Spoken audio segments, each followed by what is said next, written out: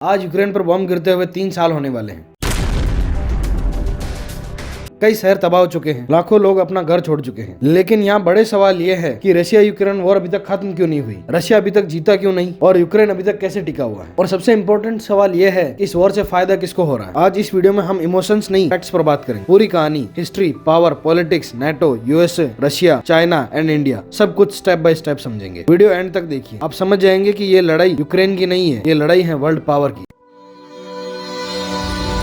Russia and Ukraine का रिश्ता भाइयों जैसा था, दोनों ही सोवियत यूनियन का पार्ट थे। लेकिन जब कोल्ड वॉर के बाद 1991 में सोवियत यूनियन 15 देशों में टूटा, जिसमें से एक यूक्रेन भी था, और यहीं से बदलाव की एक शुरुआत हुई। शुरुआत में रशिया और यूक्रेन साथ ही रहे। सोवियत यूनियन से अलग होने के बाद यूक्रेन ने अपने सारे न्यूक्लियर वेपन्स भी रशिया को दे दिए और उसके ट्रेड का मेजर पार्ट भी रशिया से ही होता था। पर धीरे धीरे यूक्रेन का झुकाव यूरोप की तरफ बढ़ने लगा और यूरोप की तरफ झुकाव के चलते यूक्रेन अब नेटो ज्वाइन करना चाहता था, पर रशिया को यह मंजूर नहीं था। रशिया चाहता था यूक्रेन नेटो और उसके बीच एक बफर स्टेट रहे। नाटो का रशिया बॉर्डर तक आना उसके लिए एक रेड लाइन था। जब 2014 में यूक्रेन में प्रो रशियन प्रेसिडेंट को हटा दिया गया, तब उनके बीच दुश्मनी की लकीर खिंच गई और फिर रशिया ने क्रीमिया पर कब्जा कर लिया। 24 फरवरी 2022 को रशिया ने यूक्रेन पर फुल स्केल इन्वेजन शुरू कर दिया। यहाँ पुतिन के गोल्स थे यूक्रेन को नाटो से दूर रखना, कीव में अपनी पसंद की गवर्नमेंट लाना और रशिया को वर्ल्ड में एज ए सुपर पावर दिखाना। पुतिन को लगा यूक्रेन 8 से 10 दिन में गिर जाएगा और सरेंडर कर देगा, लेकिन यही सबसे बड़ी गलती हुई। यूक्रेन एक छोटा सा कंट्री है, वहीं रशिया के पास ज्यादा आर्मी, ज्यादा मिसाइल्स और ज्यादा न्यूक्लियर पावर है। फिर भी यूक्रेन अभी तक कैसे टिका रहा? इसके कई कारण हैं। इनमें सबसे अहम है western support. USA and Europe ने यूक्रेन को अपने एडवांस्ड वेपन्स, इंटेलिजेंस, पैसा और ट्रेनिंग से पूरा सपोर्ट दिया। नेटो कहता है हम युद्ध में नहीं है, पर हकीकत यह है कि हथियार नाटो के हैं, ट्रेनिंग्स नाटो की है, इंटेलिजेंस भी नाटो की है। इन सबसे नेटो कंट्रीज ने यूक्रेन को अपना पूरा सपोर्ट दिया है। एक और कारण है मॉडर्न वॉरफेयर का। Drones, anti tank missile, cyber warfare. यहाँ रशिया की ट्रेडिशनल आर्मी टैक्टिक्स फेल होती दिख रही है। इन सब के अलावा जेलेंस्की का अपने देश में टिके रहना भी यूक्रेनियन आर्मी के मनोबल को बढ़ाता है। जेलेंस्की का अपना देश न छोड़कर वहाँ टिके रहना भी रेजिस्टेंस का सिंबल बन रहा है। अब यहाँ बहुत से लोग पूछते हैं कि रशिया तो सुपर पावर है, फिर भी अभी तक क्यों नहीं जीत पाया। रियलिटी में रशिया ने यूक्रेन को अंडर एस्टिमेट किया, उसकी लॉजिस्टिक्स फेल हो गई और इसके अलावा पुअर प्लानिंग और मिलिट्री में करप्शन भी एक बड़ा कारण है। इसके अलावा वेस्टर्न सैंक्शंस ने रशिया की इकोनॉमी को वीक कर दिया है। टेक्नोलॉजी इंपोर्ट्स एंड एक्सपोर्ट्स बंद हो गए हैं, जिससे वेपन प्रोडक्शन भी स्लो हो गया। सवाल अब भी वही है, ये वॉर फिर भी खत्म क्यों नहीं हो रही? यही इस सवाल का मेन जवाब है। सबसे पहला कारण है अमेरिका का hidden interest. Russia versus Ukraine का असल में अगर किसी ने फायदा उठाया है तो वो है अमेरिका। इस वॉर में अमेरिका ने अपनी आर्मी नहीं भेजी, पर स्लोली रशिया को वीक भी कर रहा है। सबसे पहले अमेरिका ने यूरोप से रशिया पर सैंक्शंस लगवाए, जिससे वहां से मिलने वाला सस्ता ऑयल एंड गैस बंद हो गया। अमेरिका को अच्छी तरह से पता था कि यूरोप की सर्दी बिना गैस और ऑयल के नहीं निकल सकती। अब अमेरिका ने यूरोप पर इतना प्रेशर बना दिया है कि वो अमेरिका के अलावा किसी और से ऑयल एंड गैस खरीदने की सोचेगा भी नहीं। अब यूरोप को अमेरिका से महंगा ऑयल एंड गैस खरीदना पड़ रहा है। नेटो के बजट का 75% अमेरिका देता है, इसलिए किसी भी नेटो कंट्री की हिम्मत नहीं जो अमेरिका को आंख उठाकर जवाब दे सके। अब अमेरिका ने नेटो कंट्रीज को अपना डिफेंस बजट बढ़ाने को बोला है, जो पैसा इवेंचुअली जाएगा अमेरिका के पास ही, क्योंकि नेटो कंट्रीज के पास हथियार खरीदने का एकमात्र सोर्स अमेरिका है। अमेरिका कभी नहीं चाहेगा ये युद्ध रुके, क्योंकि जब तक रशिया इस वॉर में उलझा हुआ है तब तक अमेरिका दुनिया में अपनी मनमानी कर सकता है, जैसे वेनेजुएला और ग्रीनलैंड पर कब्जे की कोशिश करना, क्योंकि यूरोपियन कंट्रीज किसी और की क्या खुद की जमीन भी अमेरिका को लेने से नहीं रोक सकते। अब जेलेंस्की की एक गलती की कीमत पूरा यूरोप चुका रहा है। दूसरा कारण है नेटो वर्सेस रशिया। नेटो किसी भी कीमत पर नहीं चाहेगा कि रशिया जीते, क्योंकि अगर रशिया जीतता है तो उसका मनोबल मजबूत होगा और वो यूरोप की तरफ भी इन्वेड कर सकता है। अकेले किसी यूरोपियन कंट्री की हैसियत नहीं कि वो रशिया का मुकाबला कर सके। अगर नेटो में से अमेरिका निकल जाए तो पूरा नेटो चाहकर भी रशिया को नहीं रोक पाएगा। अब युद्ध ऐसे मोड़ पर आ चुका है जहां से यूक्रेन के लिए सरेंडर पॉसिबल नहीं है, क्योंकि सरेंडर किया तो अपनी जमीन रशिया को खो देगा और कंट्री का फ्यूचर खत्म हो जाएगा। इसलिए यूक्रेन के पास दो ही रास्ते हैं, या तो जीत या सब कुछ खत्म। साथ ही पुतिन के लिए भी पीछे हटना अब मुश्किल है, क्योंकि अगर पीछे हटे तो रशिया में रिवोल्ट हो सकता है और पावर खतरे में आ सकती है। इसलिए पुतिन के लिए वॉर खत्म करना मतलब पॉलिटिकल सुसाइड। डोनाल्ड ट्रंप ने भी अपने पीस प्लान से इस युद्ध को रोकने की कोशिश की, जहां यूक्रेन को अपने कुछ इलाके छोड़ने के लिए कहा गया था। ट्रंप रशिया से डील करके इस वॉर को रुकवाकर खुद को शांति का मसीहा साबित करना चाहते थे, लेकिन ये प्लान फेल हो गया, क्योंकि इस प्लान में फायदा सिर्फ अमेरिका का था, क्योंकि रशिया को यूक्रेनियन टेरिटरीज मिल जाती और अमेरिका को वहां के मिनरल्स। इस प्लान से यूक्रेन को सिर्फ सरेंडर करना पड़ता और फिर यूरोप को डर है कि रशिया और आक्रामक होगा। साथ ही इस प्लान से नेटो की यूनिटी भी ब्रेक हो सकती थी। यहाँ चाइना और इंडिया जैसे देशों का अपना रोल है। चाइना ऑफिशियली न्यूट्रल दिखता है पर इनडायरेक्टली रशिया से ऑयल एंड गैस खरीदकर उसकी इकोनॉमी को फ्यूल कर रहा है। चाइना यही चाहता है कि अमेरिका यूक्रेन में उलझा रहे और वो अपना फोकस ताइवान पर कर सके। वहीं इंडिया इन सब के बीच अपना फायदा निकाल रहा है। इंडिया रशिया से ऑयल इंपोर्ट कर उसको रिफाइन करके यूक्रेन को बेच रहा है। यहाँ इंडिया अपनी इकोनॉमी को बचाने पर लगा हुआ है। इंडिया ने इस वॉर में सिर्फ अपना न्यूट्रल स्टैंड लिया है। देखा जाए तो शुरुआत से भारत का झुकाव रशिया की तरफ रहा है और यूक्रेन ने कभी भी भारत का साथ नहीं दिया, चाहे वो 1998 का भारत का न्यूक्लियर प्रोग्राम भी हो, जहां यूक्रेन ने भारत को अपोज किया था और भारत को बैन लगाने की मांग की थी। भारत ने इस युद्ध में किसी की भी साइड न लेते हुए सिर्फ पीस प्लान के लिए मांग की है और डायलॉग एंड डिप्लोमेसी पर फोकस करने को कहा है। इस तरह से यूक्रेन वॉर एक ग्लोबल चेस गेम बन गया है। अब सवाल है आगे क्या होगा। यहाँ 3 पॉसिबल केसेस हैं। पहला, एक फ्रोजन वॉर। इस केस में वॉर ऑफिशियली खत्म नहीं होगी पर स्लो हो जाएगी, जैसा कि कोरियन वॉर में हुआ था। दूसरा रास्ता नेगोशिएटेड पीस का है, जो ट्रम्प का पीस प्लान था। उसमें कुछ चेंजेस करके, जिससे यूक्रेन को नेटो की मेंबरशिप देकर और रशिया को कुछ टेरिटरीज देकर इस युद्ध को रोका जा सकता है। और तीसरा केस है कि वॉर और बढ़े और नाटो डायरेक्ट इन्वॉल्व हो सकता है। इस केस में वर्ल्ड वॉर जैसी सिचुएशन आ सकती है। रशिया यूक्रेन वॉर इसलिए खत्म नहीं हो रही है क्योंकि ये सिर्फ रशिया वर्सेस यूक्रेन नहीं है, ये वर्ल्ड पावर का टेस्ट है और यूक्रेन इसका बैटल ग्राउंड है। जब तक अमेरिका को फायदा मिलता रहेगा और रशिया अपनी इमेज बचाता रहेगा, तब तक यूक्रेन चलता रहेगा। ये लड़ाई किसी और की है पर लड़ कोई और रहा है। जेलेंस्की ने किसी और के बहकावे में आकर अपना देश जला दिया और इन सब की कीमत वहाँ के आम लोग चुका रहे हैं और बीच में पिस रहा है पूरा यूरोप। इस युद्ध से अमेरिका सिर्फ अपना फायदा निकाल रहा है और रशिया अपनी इमेज बचा रहा है। कमेंट में आप लोग बताएं कि ये वॉर कब खत्म होगी। अगर वीडियो पसंद आया हो तो लाइक करें और चैनल को सब्सक्राइब करें। मिलते हैं अगले वीडियो में जियोपॉलिटिक्स के एक और एनालिसिस के साथ। जय हिंद।